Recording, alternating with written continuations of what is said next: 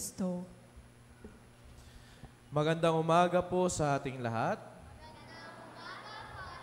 Pakibati po yung katabi natin na Blessed Sunday to you.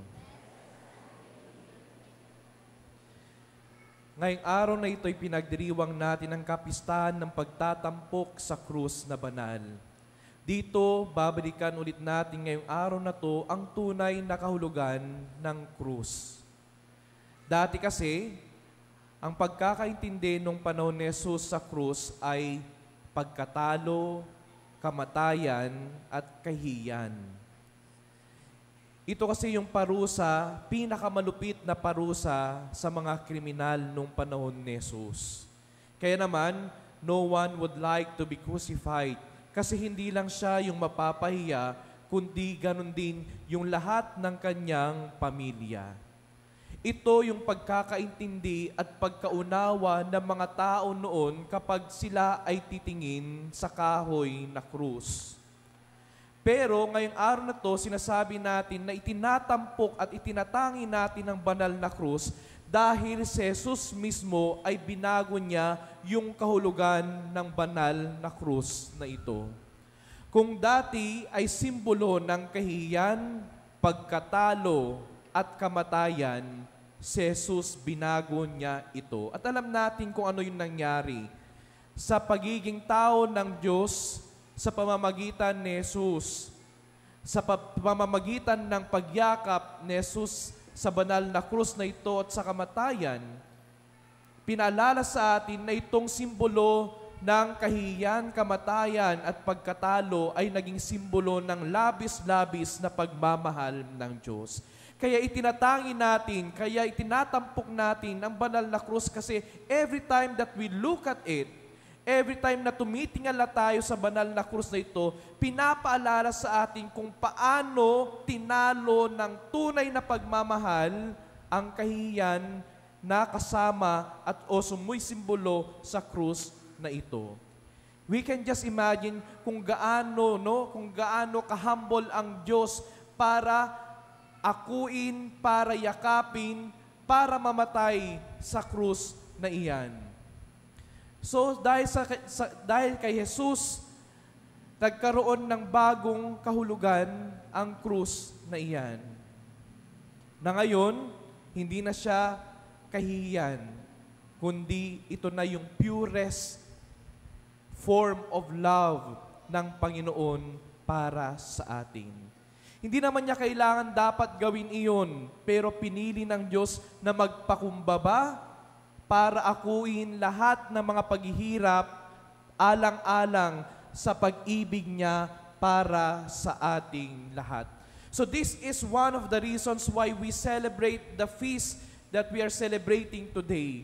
Kasi ang banal na krus na yan ay sumisimbolo ng labis-labis at sugdulang pagmamahal ng Diyos na lahat sinasabi na sa atin, look at me, I can do everything because I love you. Look at me, dying on the cross dahil sa labis-labis na pagmamahal ko sa inyo. Kahit na sa ibang taong tingin nila sa akin kriminal, pero lahat yayakapin ko alang-alang sa pag-ibig ko para sa iyo. And this is something that we need to celebrate, my dear friends. Dahil nakikita natin kung gaano nagpakababa ang Diyos para maitaas tayo. Kung paano siya nagpakahirap para magkaroon tayo ng anchor, ng kakapitan sa mga pagkakataon na tayo rin yung pinanghinaan ng loob. Para sa pagkakataon na feeling natin walang nagmamahal sa atin at titingala lang tayo sa banal na krus, may palala sa atin na meron nagmamahal ng labis-labis sa atin. So the cross is no longer a sign of defeat. It is already a sign of love that conquered everything, including death. Narinig naman po natin sa ikalawang pagbasa natin na si Jesus, inako niya lahat. He willingly accepted everything, even death on the cross, dahil sa kanyang pagmamahal sa atin. Pangalawa, every time that we look at the cross, pinapaalala rin sa atin na ang Diyos binago ang lahat kahit ang kahulugan nito. So kaya rin baguhin ng Diyos lahat ng krus na meron tayo, lahat ng pasakit na meron tayo, lahat ng pinagdaraanan na meron tayo, Jesus can give meaning to all of this. Kasi nga yung krus na yan, binago niya yung kahulugan, kaya rin yung baguhin lahat ng ating mga pinagdaraanan. Kaya nga when we go back sa mga past Sunday readings, pinaalala ni Jesus sa atin na kung gusto nating maging disipulo niya, dapat handa tayong pasanin at akayin din yung mga krus na meron tayo sa ating buhay. Kasi pinapaalala niya sa atin na yung mga krus na yan merong pupuntahan, merong kahulugan, as long as we will also carry them, na tayo lahat ay magkaroon din ng puso at tapang para akuin at pasanin ang mga krus na iyan. Pinapaalala ni Jesus, o yan, banal na krus, yung krus na iyan na dati tinatawanan, binago ko yung kahulugan. Ganon din yung kaya kong gawin sa buhay ninyo. Ganon din yung kaya kong gawin sa mga pasanin ninyong krus ngayon, na yung mga krus na yan na nagdudulot ng kahihiyan, yung krus na yan na nagdudulot ng hirap sa iyong buhay, kaya kong baguhin, lagyan ng laman, baguhin ng kahulugan. As long as we will not give up. As long as hindi natin pababayaan na matalo lang tayo ng mga krus na yan. Na sana tayo rin ay magbuhat ng mga krus na ito dahil alam natin that Jesus already conquered everything, and so we can also conquer everything as long as we are with Him. As long as we are here also believing that Jesus is here with us always.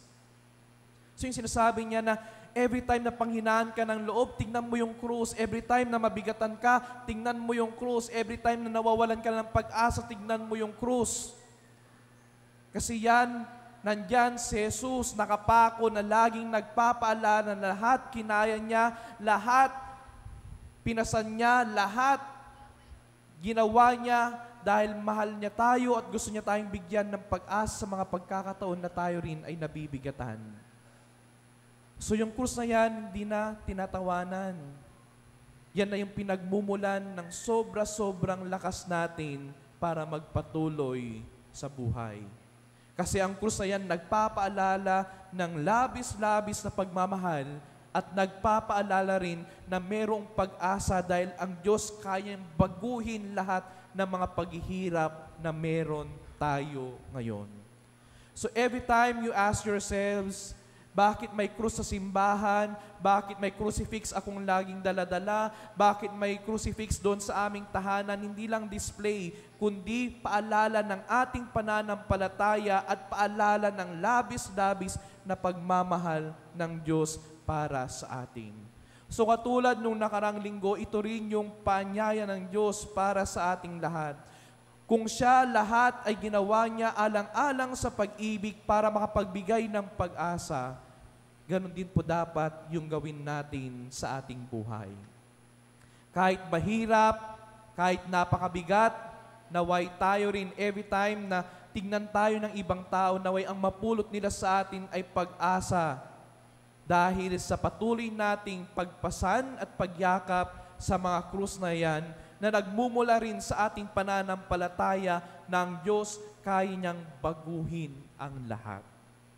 So ngayon, na pinagdiriwang natin ang pagtatampok sa krus na banal, pinapaalala natin ang pagmamahal ng Diyos sa ating lahat. So doon tayo lagi dapat na humawak at yumakap. Dahil ang pagmamahal ng Diyos, lahat kinakaya. Ang pagmamahal ng Diyos, kinaya ang lahat para sa atin. So nasa atin din yung hamon, kakayanin din natin lahat alang-alang sa pag-ibig. Dahil lahat kinaya ng Diyos para sa akin, ganun din yung gagawin ko sa aking buhay.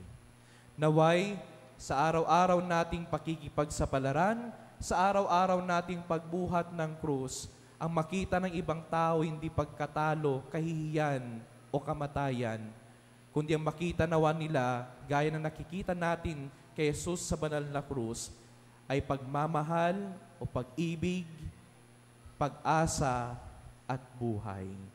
Patuloy tayong magbuhat ng ating mga krus dahil merong pupuntahan lahat ng mga paghihirap na yan. Jesus, maraming salamat sa pagpapakita mo sa amin na ang krus hindi dapat tinatakbuhan. Jesus, nagpapasalamat kami dahil pinakita mo sa amin na ang krus hindi dapat tinatalikuran, kundi pinapasan at pinagtatagumpayan. Amen.